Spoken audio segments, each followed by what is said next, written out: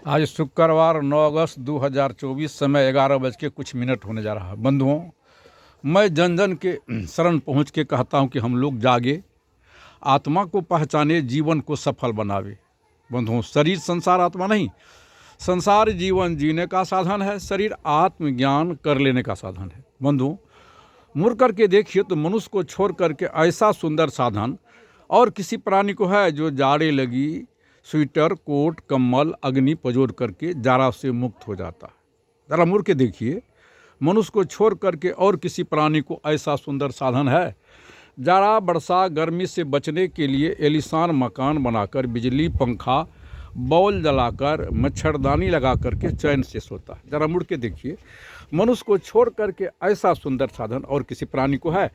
चढ़ने के लिए cycle, motorcycle, ambulance, Maruti, helicopter बना के आसमान में विचरण करते हैं। मनुष्य को छोड़ करके ऐसा सुंदर साधन है किसी प्राणी को। जरा मुड़ के देखिए तो मनुष्य को छोड़ करके इतना सुंदर साधन और किसी प्राणी को है।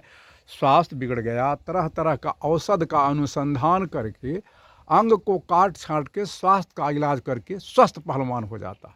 आप ही कहिए, सही है गलती है? मनुष्य को छोड़ करके ऐसा सुंदर साधन और किसी प्राणी को है जो मन मस्तिष्क से अनुसंधान करके मोबाइल बना करके देश विदेश से कौन बात करता है? तो शरीर बात करता है, जी नहीं। तब मोबाइल बात करता है, जी नहीं। तब शब्द साधन है, शरीर साधन है, मोबाइल साधन है। तो शरीर साधन से, मोबाइल साधन से, शब्द साधन से हमारा भाई बम्बई, बनारस, जहाँ कहीं भी है, अगर मन होता भाई से बात करने के लिए तो हम मोबाइल उठाते हैं, नंबर दबाते हैं। हमारे भाई के भी अंदर में मोबाइल है पास में, तब वो नंबर जो ही दबाते हैं रिंग टून टून आता है। तो उधर कौन सुनता? हमारे भाई के अंदर में जो चेतन आत्मा है वही सुनता। चेतन आत्मा नहीं रहेगा तो कौन सुनेगा? इधर से तब उठाता हाथ से, हाथ नहीं उठाता, उठाने वाला चेतन आत्मा है। तब कहता हेलो भैया, नमस्कार या प्रणाम। इधर से कौन बात करता है? शरीर बात करता, जी नहीं। मोबाइल बात करता, जी नहीं। हमारे अंदर में जो चेतन आत्मा है, यही चेतन आत्मा बात करती है शरीर साधन से, मोबाइल साधन से, शब्द साधन से। शब्द से नहीं बोलेंगे या मोबाइल चालू हो गया तो कुछ बात होगा?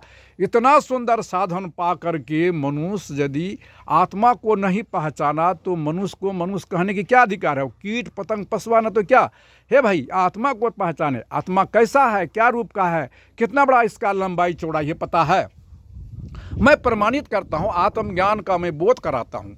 जब इस शरीर जन्म लिया था तो शरीर ही बहुत युसु अवस्था में बहुत छोटा रहता है। बढ़ते बढ़ते ही 8 फीट 9 इंची रशियन फुटबॉलर होता है। यहाँ भी हम देखे किसी आदमी को 6-7 फीट तक में देखा, रेल के फाटक पर बराबर हो गया। हम लोग भी 3.5 हाथ के अपना से गौरवान्वित होते हैं। तो शरीर 3.5 हाथ का है, लेकिन रहने वाला 3.5 हाथ का नहीं है। जैसे हम लोग घर बनाते हैं 10-20 हाथ, 25-50 हाथ का लंबा चौड़ा, 2-3-4 रूम, या बिल्डिंग महल तो मैं 25 मंजिल तक भी देखा, 100-150 कमरे भी देखा। तो रहने वाला 100-150 कमरा नहीं होता है, और 100-150 फुट का नहीं होता है। तब कैसा रहता? तो जितना घर 10 कमरा बन गया तो रहने वाला 10 कमरा होता है? नहीं होता है। घर बन गया 10 कमरा, रहने वाला समय वही है। जैसे शरीर जन्म लिया था तो ये शरीर बहुत छोटा था। तो ये आत्मा जिस शरीर में है, जैसे हमारा ये आत्मा मनुष्य के शरीर में है, हम आत्मस्वरूप मानव है, जगदीश मानव है। गाय के अंदर में आत्मा है, वो आत्मस्वरूप गाय है। और वो पशु हैं, काली में है आत्मस्वरूप गाय, काली है।